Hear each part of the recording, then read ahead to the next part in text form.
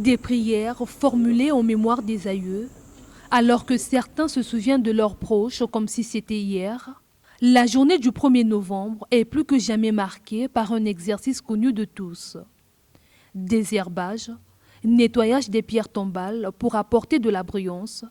Le cas de cet homme, un habitué de l'exercice qui n'a pas manqué à ce rendez-vous, qui devient une tradition, générant ainsi la reconnaissance envers les défunts. Comme je vous l'ai dit, c'est une journée sacrée. Tout le monde doit, en fait, à mon avis, être reconnaissant quand même. Parce que certains, vous vivez par exemple dans une maison ou dans une parcelle, mais la parcelle n'a pas été achetée par vous. C'est quelqu'un qui l'a acheté, il a serré la ceinture, il s'est sacrifié et vous laissez cette parcelle-là. Vous êtes là, vous vivez là. Et en ce jour, vous ne venez même pas lui rendre, même par pure reconnaissance, hommage. Mais ça, c'est l'ingratitude.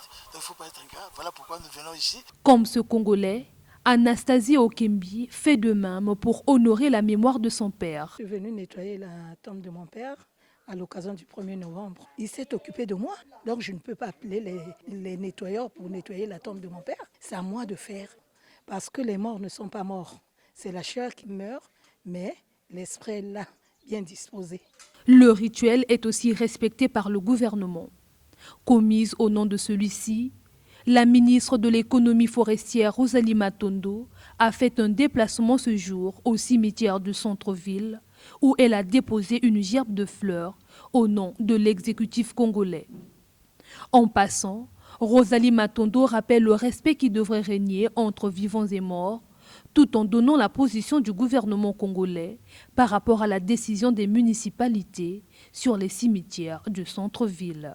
C'est le respect, tout le respect que nous avons pour nos aïeux qui nous ont précédés. Parce que nous tous, c'est un chemin que nous allons emprunter, la mort.